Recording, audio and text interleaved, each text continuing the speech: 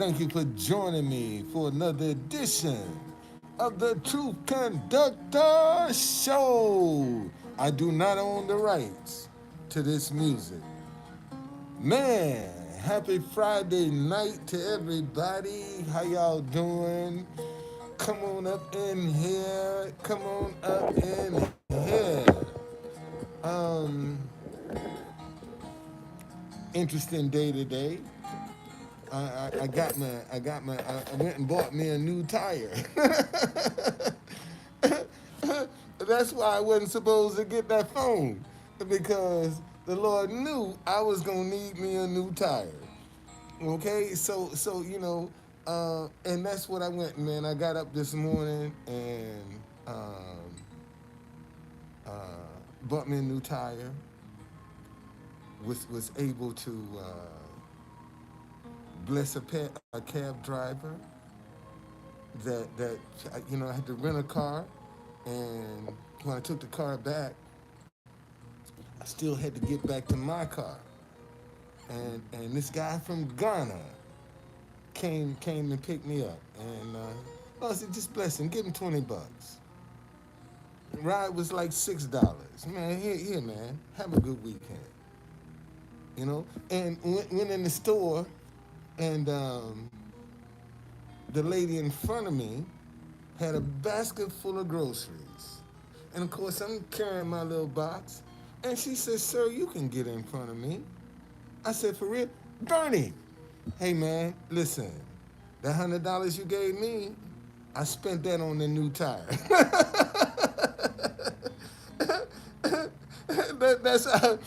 Thank you, brother. I don't know what motivated you to do that, but no, man. See, no.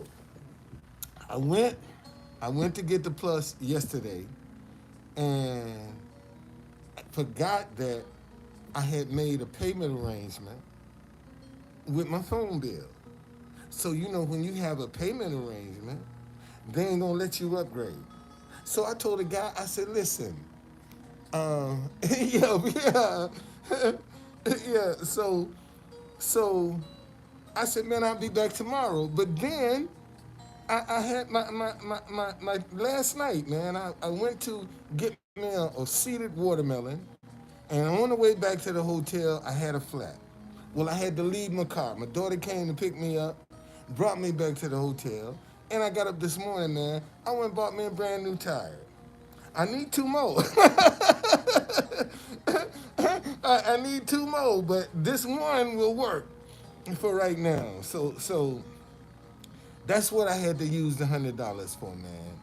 Was to buy me a new tire, cause uh, my shit was bad. I really I really got my money's worth out of that tire, boy. I ain't lying. I got my money's worth out of that one. I can't lie. And man, I had this sister date. God, she told me her name, and she came down to the White House with her and one of her friends, and she was like, I listened to you on YouTube, and she told me her name. I just had a senior moment, and man, she said, and she was telling the guy, hey, he's real. This guy here is famous. I said, no, don't believe her. She said, listen, if I come see you, you famous. I said, well, okay, I'll take that. I'm just waiting for that fame to hit my pocket. Then I believe it. As long as I don't see it, I ain't believing it. When I start seeing it, then I start believing it.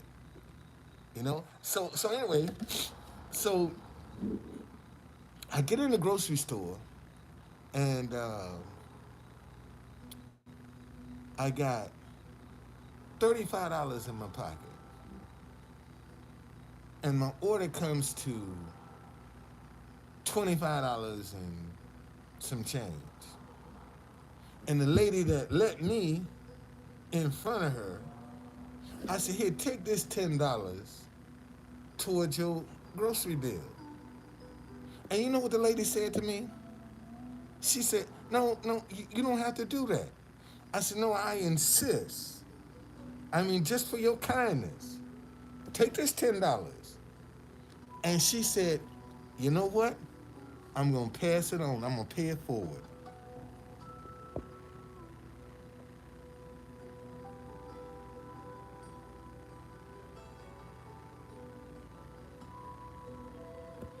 Wow.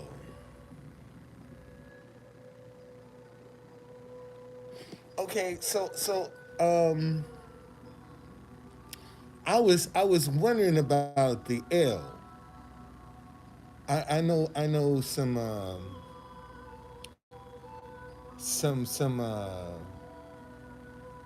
some people that use the last name Bay. You know, there are a lot of people that use the last name Bay, Bey, as their last name. You know, and I was just looking. I said, Bernie L. Wow, that's interesting. You know, that's interesting. But brother, I thank you, man. I thank you. I thank you for just listening to God. Cause every time you help me, brother, I've needed it. Hey, you and Everett, man, every time y'all sit, man, I be needing that money, man. And see, my thing is this. I'm gonna get on here and give my best. I'm gonna talk from my heart. I'm gonna be honest with people. And if I'm doing what God wants me to do, then He gonna start moving the hearts of people toward me. All I got to do is maintain my position. Don't try to manipulate. Don't try to hurry the process. Let it unfold on its own. That's all I got to do. And I honestly believe. And I know, man, today, y'all, today, I saw this young lady, and I said, "Where you from?" She said, "Mali." I said, "Wow, let me play your national anthem." I started playing the national anthem. This girl starts crying. I've had that situation before where I played the national anthem for some women that really have missed their country.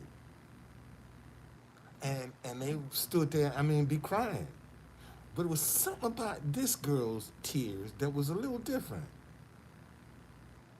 You know, and it was almost like she was trying to hold them in.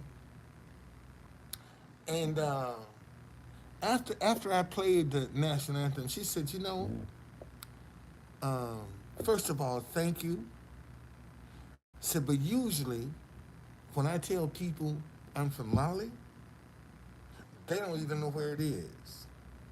And when I tell you I'm from Mali, you play my national anthem. And right now, my country is in turmoil. I mean, we got fighting. We got a whole lot going on in my country. And I'm just touched that you knew my national anthem. I keep telling y'all, man, I don't know what God is doing with that idea, but He sure got His hands on it. I ain't lying. God got His hands on that idea. Cause sometimes I be sitting down and looking at my phone and see a country and just bam, and somebody standing right next to me from that country. I can't explain it. I can look at people. What's going on, Gary? I can look at people and say, "Hey, you from Afghanistan? You from Pakistan? You from Cameroon? You from Kenya?" I just I can't explain it. Morocco. I can just look at people, man. and kind of get a feel from where they from. And see, Americans don't fully understand what a lot of people have to go through to get here. A lot of people, man, have had to jump some hoops to get here. You got a lot of people here that been here for years and ain't got no papers. And they still here. And they functioning citizens with families. But they just don't have no papers.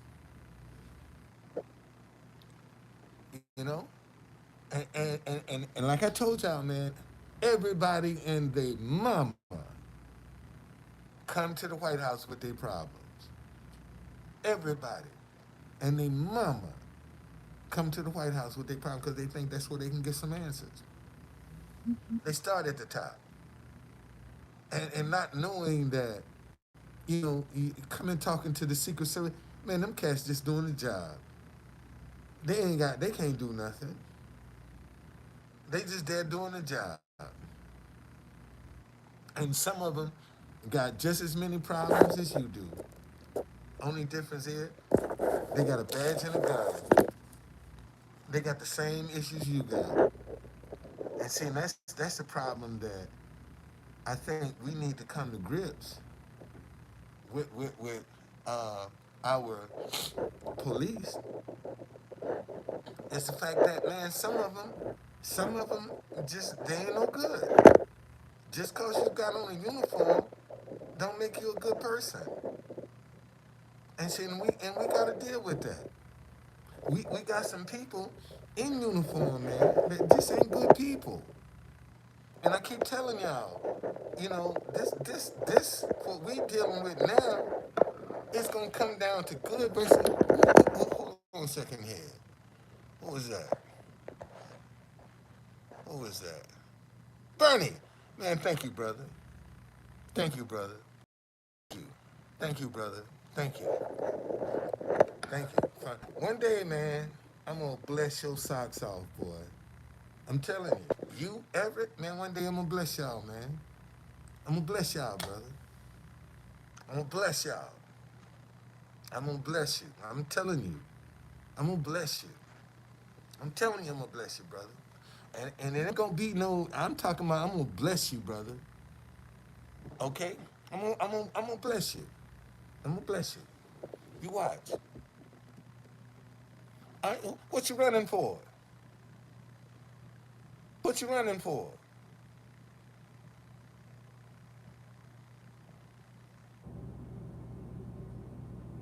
That politics ain't no joke, though, boy. I hope you know the arena you getting off in, cause that politics ain't no joke, man.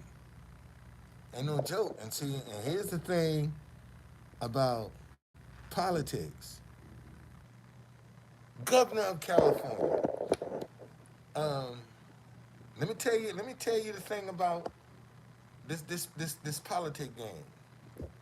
See, no matter how good your ideas are, no matter how good your message is, if you ain't got nobody giving you no money, they don't consider you as a viable candidate. See, that's the thing.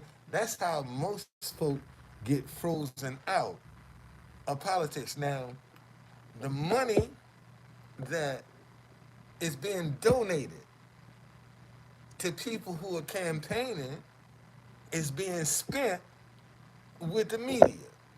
The same media that's going to determine whether somebody is viable or not.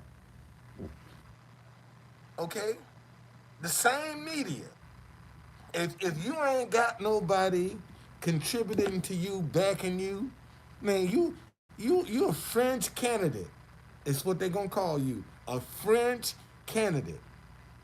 That's what they're gonna call you. And the game is really rigged. That politics is really rigged. Good luck, brother. And I'm not one to talk anybody out of their dreams, But Governor of California, um, I would. How old are you? How old are you, Bernie? How old are you?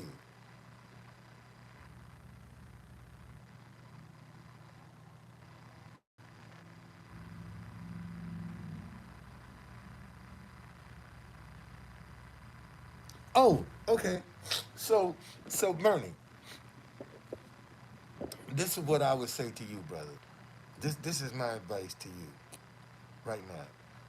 If I was advising you, I would tell you to pass this election because California got some serious issues with homelessness and housing, and whoever gets to be the next governor of California is going to have a whole bunch of stuff that's a distraction that's going to take away from what they really trying to do. Okay, and I understand. And 4 years from now, you'll be 41, man. It's a big mess. Okay, and it's going to even be a bigger mess for whoever lands in that seat. See, it's going to even be a bigger mess. And I'm just I would advise you, brother, to work on your grassroots. See, you need to be a community activist first, and see, this is the thing about that politics that most folk don't understand. When you talk about you want to throw your hat in the ring in politics, man, there are meetings, community meetings that you have to be going to, that you have to be knowledge of. See, you got so much going on in the state that you got to be conscious of. And just show and see and listen to me, man. Listen to me, Bernie. Listen to this. This is the thing I learned about cameras and politics when I ran for mayor. When I first ran for mayor, I was paying attention. And because I was so vocal and such a oddball, because I didn't play by their rules. I spoke up, and cameramen would always tell me, say, "Look, hey, Don. Whenever we shoot a shot, we always got the pan, okay? Whenever, and if you notice, whenever they're doing an interview, the camera is always gonna pan to the left or to the right. The camera is gonna pan. And see, and if you know the cameraman gonna say, I'm panning this way. So when he pans this way, because you have an image, because you're known, see, people gonna see you in the background. And that's how, and because every time I saw a camera in DC, when I saw, man, I stopped. And because I knew that if I ain't got to say nothing, just get in the shot. Just be seen in the shot. And that way people will start, man, I see you on TV all the time. And some of that stuff, man, I just be walking up on it. And I see a camera because I had a now I'm gonna show y'all the pictures. Uh, I got a picture when I was in my shop that of my attire when I ran for mayor, and I always had a white hat on. So when you saw that white hat coming, it was some shit in the game. And man, I'd had them bar me from forums because they considered me. They only wanted to hear from Ray Barry Kelly. Man, in fact, we were at DuPont Circle, and they only wanted to hear this gay this LGBTQ organization only wanted to hear from Ray, Barry, Kelly, and uh, the Republican Carol Swartz. They only wanted them four on the stage. And when we went, Derek McGinty was the moderator. First time I ever met him, I didn't know Derek McGinty. And they had four chairs on the table, and it's like 9 candidates running for mayor. So all of the other candidates got up and told about how disappointed they were because they couldn't run, they couldn't participate in the forum, you know, and they wasn't on democracy and all this other shit. So when I just sit there and watch them. So when they finished, I got up, went and sat on the stage and said, I ain't moving. I'm staying right here. I ain't moving. I ain't going nowhere. I'm gonna stay right here. So the police come up and say, excuse me, sir, can I talk to you? I said, whatever you want to say it right here, because I ain't moving. And he kind of backed up.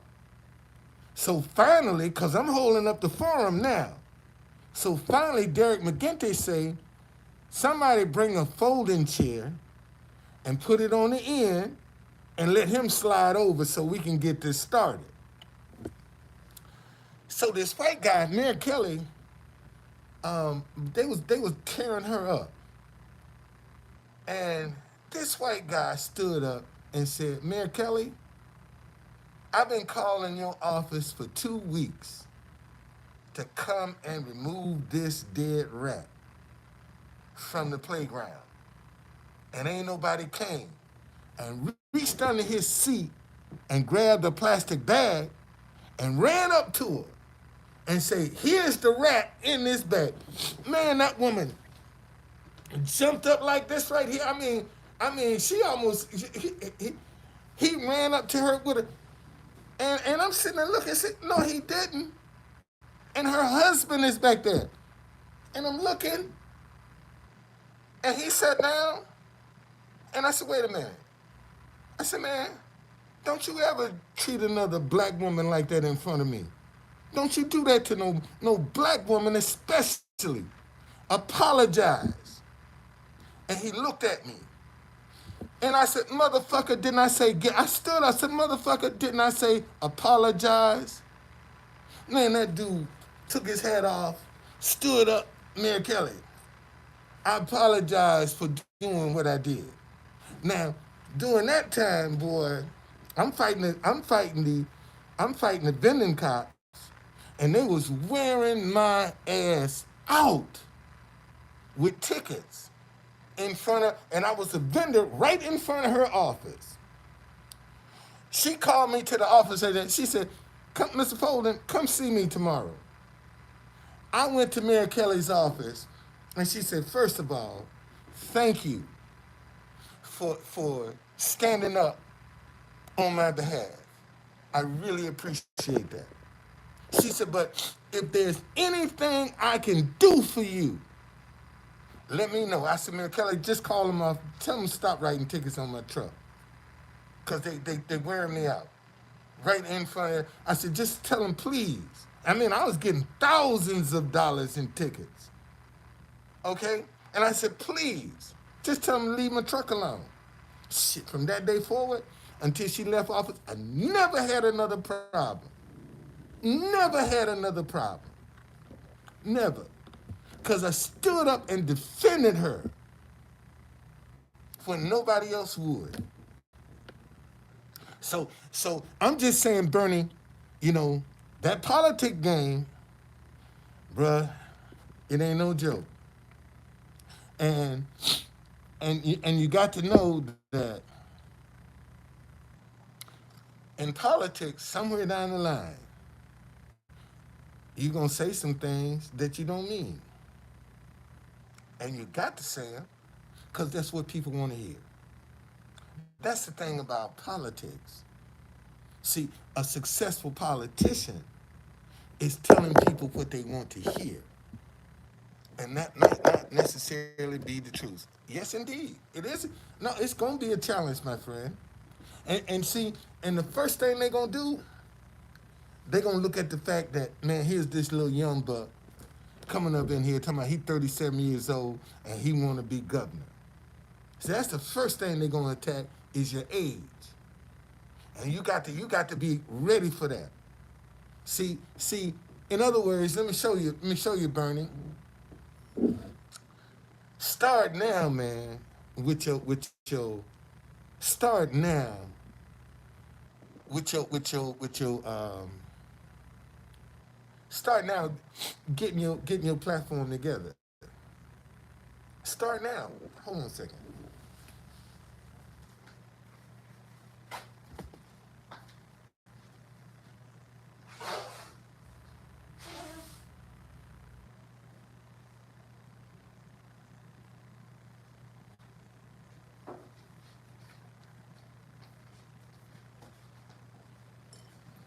I stir fried some cabbage, man, and put a whole bunch of jalapeno peppers in there. Man, that stuff got me sweating, boy. It's got me sweating. But Bernie, start working on your platform now, man. Start getting the kinks out now. Okay? Start, brother. Start working on your platform now. Get you 2 or 3 items that you want to focus on, whether it be homelessness, education, jobs. Get your platform. Start forming your platform now, man. And see, now is the time you can start getting the kinks out. See, getting it, cause the one thing about a politician is this. This is what I learned, that no matter what they ask you, no, Bernie, put that, no, don't form it in your mind, man, cause your mind will forget. Put it on paper. Whatever idea you start coming up with, write it on paper first. Okay? Just write your ideas down on paper, man. Cause you can forget in your mind. You can come up with a damn good idea in your mind, and if you don't write it down, something happen, man, and that idea be gone. You'll forget it. So write your ideas down, man. Okay? And start looking at what meetings you can start attending. Okay? You're gonna have to, man, brother, politician is a 24-hour a day, 7-day a week job. Is that what you want? I'm gonna say that again, Bernie. A politician is 24 hours a day, 7 days a week. All right? When you're a politician, you on call 7 days a week. Okay? So you got to know that going in.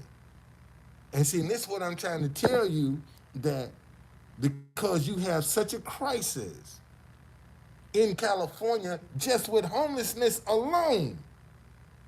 Not the, I ain't even talking about the crime that it's done generated, but I'm just talking about homelessness. Man, you're going to have to deal with that 24/7, brother. 24/7. You're going to be dealing with that. And you got to know that going in. So if you don't mind working 7 days a week, jump in, man. Throw your hat in the ring. But understand, that's a 7-day a week job, 24 hours a day. You always on call as a politician. Always. You always on call. And you the governor? Oh shit. Everybody gonna be pulling at you, man. Everybody gonna expect for you to send you an invitation, and you better respond. See, that's the kind of stuff that you gotta deal with. Now, if that don't bother you, brother, go get it. Get it. Get it. But I just want you to know, going in, this ain't an honest man's profession. Going in, politician is not an honest man profession. You got to really be a good liar to be a successful politician. I mean, that's just the bottom line, buddy. Because you telling people what they want to hear, and you ain't got the meaning. You just tell them what they want to hear, and they buy it. Okay? Yes, indeed. And I just saw the mayor of San Francisco was at the White House today. The mayor, they was talking about reparations in front of the White House today. And I told the guy, I said, man, if they give this group of black folk reparations, shit, they gonna give it right back and be in debt. White people are missing the greatest wealth transfer right now by not giving this group of blacks reparations. Because if they gave this group of black reparations, shit, they give it right back to them. Louis Vuitton, Gucci, and all of that shit, man, they all of that. They give it right to all the new cars, everything. That's what black folk would do. And see, and I told him, I said, rather than get reparations, why ain't we ain't paying no, don't let us pay no federal income tax. I take that any day over a lump sum of money.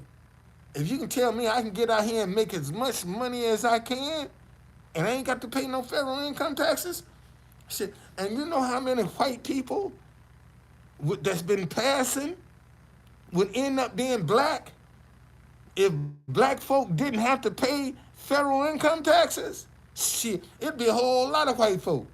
I'm black. You've been parading as white all of this time. Now, you see a benefit to being black, you jumping all in. And that's what they need to do.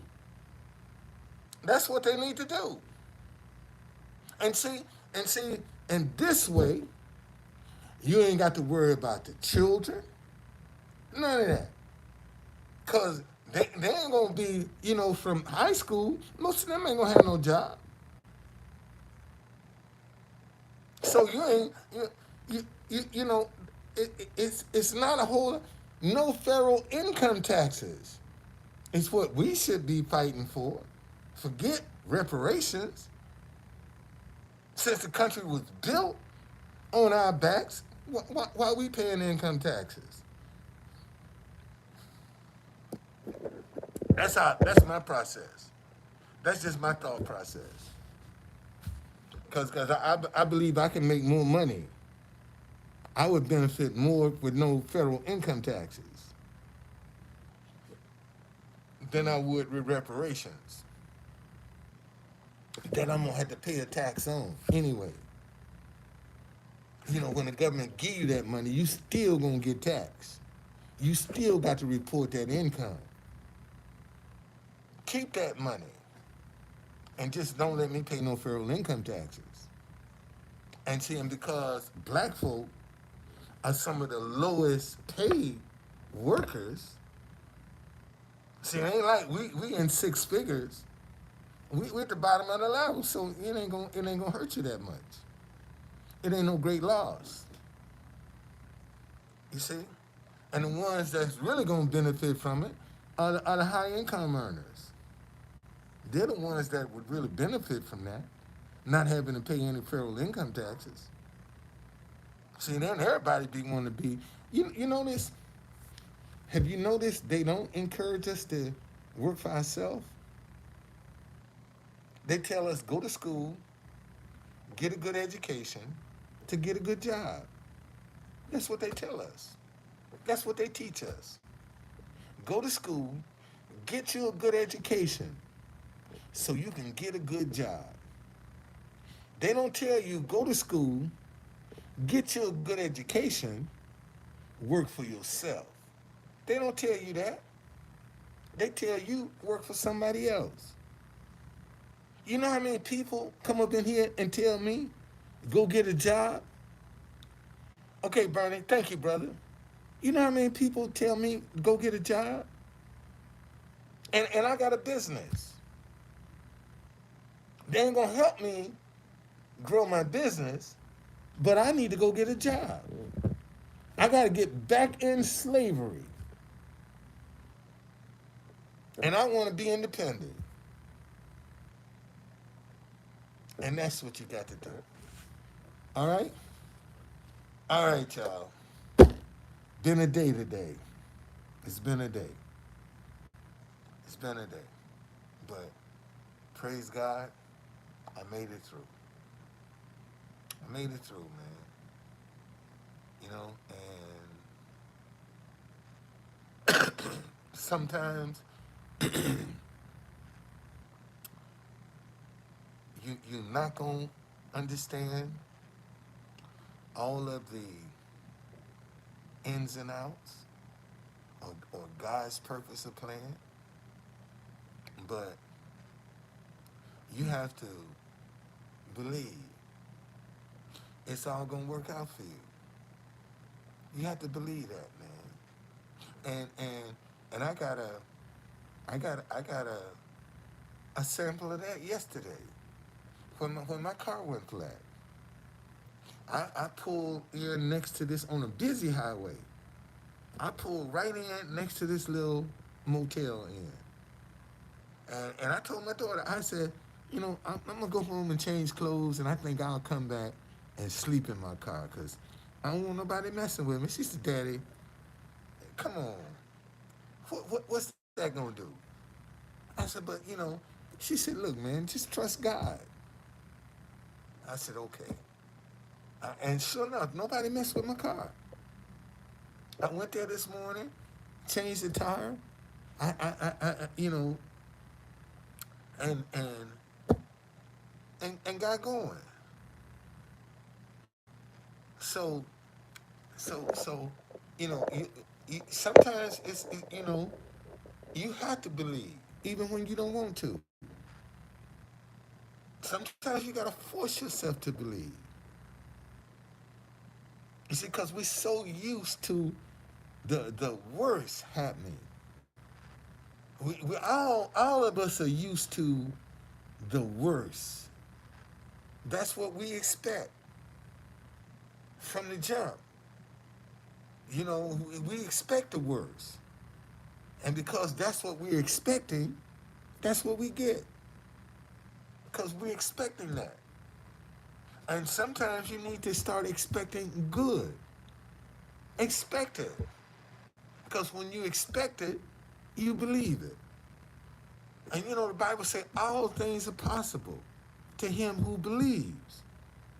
So when you believe something, you think it's real. You treat it as real. You see? So when you say, man, I'm the richest man in the world, you have to believe that. Even if you're living in a hotel, you still have to say, man, I'm the richest man in the world. That's me. The biggest giver in the world. That's me. I'm the biggest, man, I'm going to bless folk. I'm putting money in people's hands. I ain't going to no organization. None of that. I'm putting money in people's hands directly. Okay? And I'm 70 years old. And I told y'all, I might as well say, man, $10 billion are going to pass through these hands that I'm going to give away. Because I'm God's main distribution channel. God ain't got no main distribution channel in the earth realm. Y'all realize that? God ain't got no main distribution channel in the earth realm. Why not? Why not? And why can't you be his main distribution channel in the earth realm? Because a lot of y'all don't believe God can do what he say he can do. See, a lot of y'all struggle with your faith. A lot of y'all don't believe. That's the problem right there. See, a lot of Christians, man, actually struggle with their faith. Believe in the word of God. Because they got so many different voices in their head. And so much and then seeing so much crap in church. Look at the people right now dealing with church hurt. Look at that crowd. Look at that crowd. That crowd is growing every day dealing with church hurt.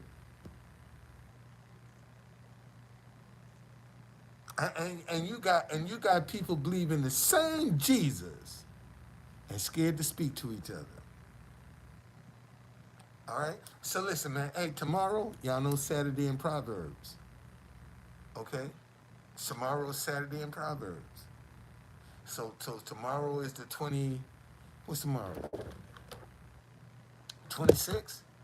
So we'll be in this 26th chapter of Proverbs tomorrow.